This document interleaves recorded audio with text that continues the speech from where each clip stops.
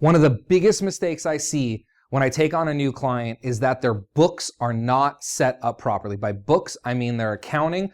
I'm going to share with you the proper way to set up your books so you can get the numbers you need to explode the sales and profits in your restaurant.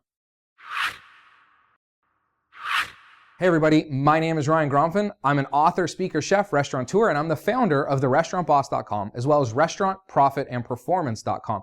And like I said earlier, today I'm going to talk to you about some really important stuff. It may not be the sexiest and the most fun. Usually these videos are about increasing your sales and getting more profits and, better management. But today is a little drier. It's about accounting, and it's particularly about making sure that 3 very important accounts that you have set up in whatever software you use all match. And that's going to be some kind of an income or sales account, your expense or cost of goods sold account, and your inventory. I see a lot of times in restaurants where their income accounts or their sales accounts look something like restaurant, patio, catering, banquets, something like that. But then their cost of goods sold or one of their expense accounts looks like food, beverage, beer, wine. Inventory accounts, if you even have them, are usually all over the place. So in the next couple of minutes, we're going to jump inside my computer and I'm going to show you how you should set up your accounts. If you don't do the accounting yourself, forward this video to your bookkeeper. Make sure that they have your restaurant account set up this way. It's the only way you're going to get accurate numbers. Let's jump inside my computer and I'll show you exactly what I mean. All right, so welcome inside of my computer. So very quickly, I just want to kind of show you how to build the accounts in whatever accounting software that you use. I like to call these categories. And then the one thing you want to make sure of is whatever categories you make here, again, you want to make sure that your income or your sales accounts, your purchases, also known as your cost of goods sold accounts, and your inventory accounts all match this same setup. So everybody's going to start with a cost of goods sold. If you only track one thing in your restaurant, it's going to be cost of goods sold. But a lot of people like to track food and beverage. So then your accounts are going to look something like this, where you're going to have a master account as your cost of goods sold, and then underneath it, you're going to have a food and beverage account. But then some people like to track more stuff. Some people like to track beer, wine, liquor. I prefer to track beer draft and beer bottled, as well as wine and liquor.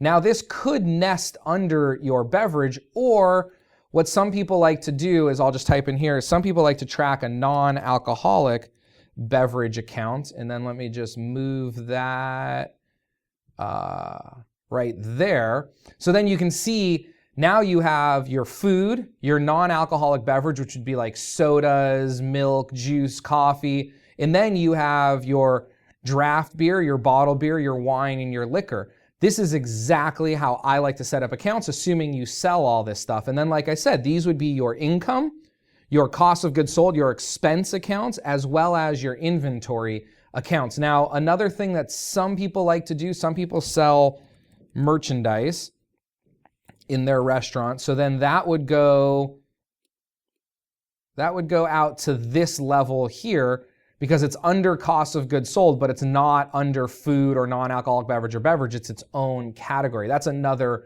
thing. Sometimes, like if you sell cigarettes or paraphernalia like hats and shirts and beer mugs, whatever, if you're more of like a novelty type shop.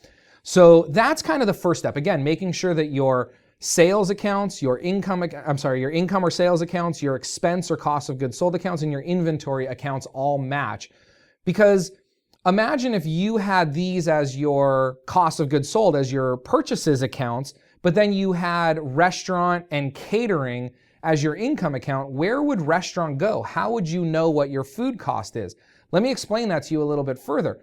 You have to compare food purchases to food sales in order to get food costs. But if you don't know what your food sales are, if you only know what your total restaurant sales are, you have no number to compare that to. So that means that when you enter in your sales for the day, you have to break it down into these exact same categories, which means that these exact same categories set up exactly the same way need to be in your POS system or your cash register so you can extract that data in the exact same manner. Now, the last part, the most complicated part to this is when you order your food and stuff, you have to break down your invoices. Draft beer, bottled beer, wine, liquor, that's pretty easy to break down on an invoice. Things you have to be careful of though is like you might order cocktail napkins and straws from your bar vendor, your bar supplier. Those probably don't go into your beer cost. Those would go into a direct operating expense, totally different, another conversation. Same thing, like your broadline distributor, no matter who it is, who you order a majority of your product from, you may order mostly food from them, but it's not only food. So you have to go through each invoice and make sure that when you enter your food purchases, you may have a $1,000 invoice from your broadline, but maybe only $750 of that is food, $200 of it might be chemicals, and $50 of it might be paper. Anyways, I hope this was helpful. Hey folks, I hope that was helpful. Also, I just gave you a sneak peek into something that I am extraordinarily proud of. For the last couple of months, I've been developing some software, and you are the first people who have ever seen that. It's not even released yet. It's not quite done. Well, depending on when you're watching this video, it might totally be done, and I'll have an update below this video to let you know. But if you're watching this video live, like right when I sent it out to you the day I posted it, it's not quite ready, but it's close.